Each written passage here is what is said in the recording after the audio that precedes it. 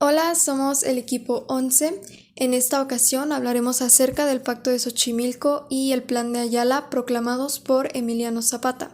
Esperamos sea de su agrado y pueda brindarles mucho conocimiento este video.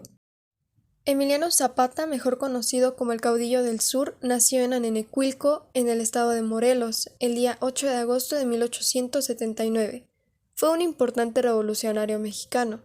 Zapata, siendo campesino, sufrió y notó el cansancio endémico de la mayor parte de la población que vivía en la pobreza generada por las políticas económicas y la mala distribución de la riqueza durante el Porfiriato.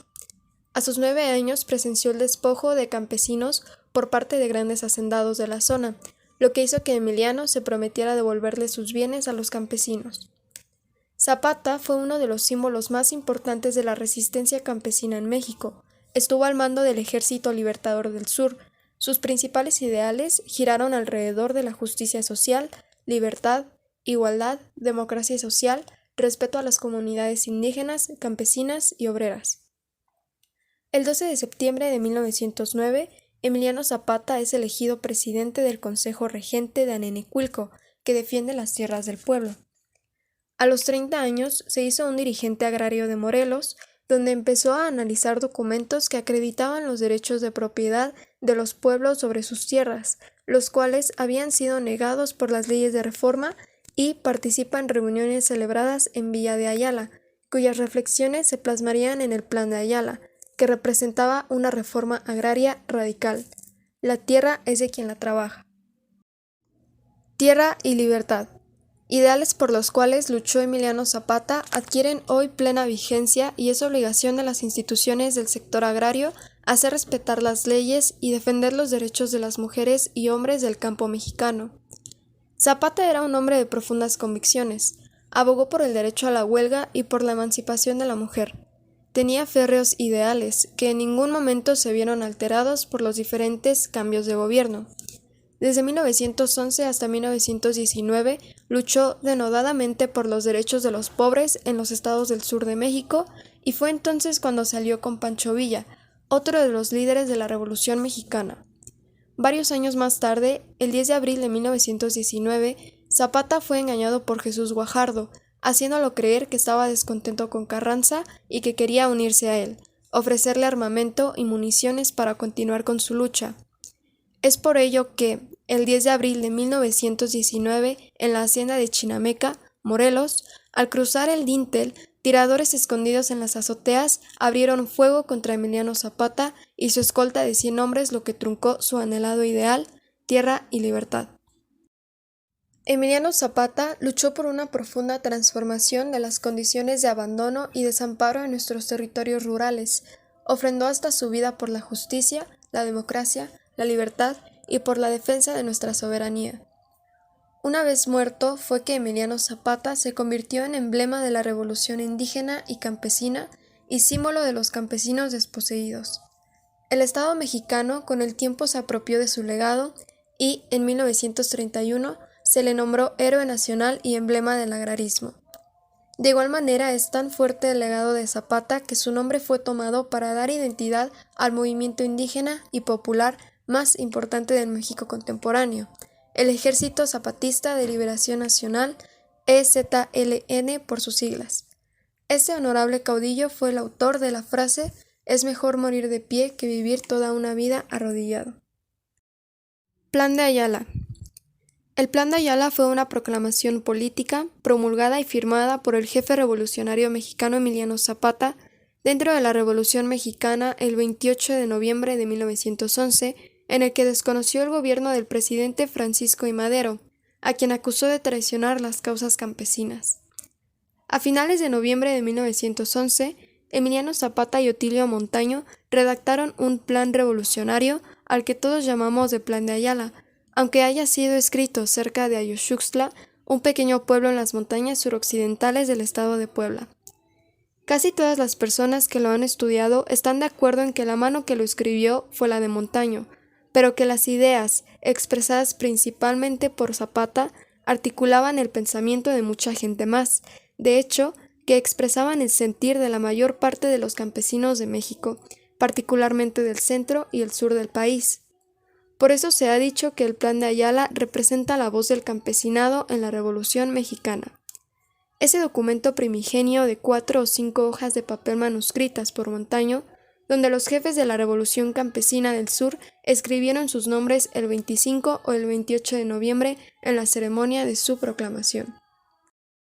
Se hizo constar que los terrenos, montes y aguas que hayan usurpado los hacendados científicos o caciques a la sombra de la tiranía y de la justicia penal entrarán en posesión de estos bienes inmuebles, desde luego los pueblos o ciudadanos que tengan sus títulos correspondientes a esas propiedades de las cuales han sido despojados.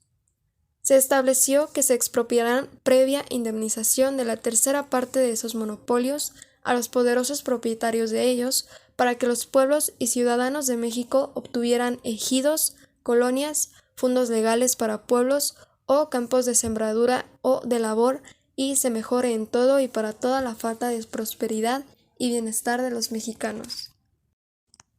Algunas consecuencias que trajo el Plan de Ayala fueron la rebelión del campesinado del sur de México contra el gobierno del presidente Madero, el debilitamiento de la posición de Madero, que en febrero de 1913 fue derrocado por un golpe de Estado encabezado por el general Victoriano Huerta, la lucha encabezada por Zapata, Villa y Venustiano Carranza contra la dictadura militar de Huerta, que concluyó con su salida del poder y posterior exilio en los Estados Unidos. La inclusión de algunos de los reclamos del Plan de Ayala en la Constitución Política de 1917, sancionada durante el gobierno de Carranza.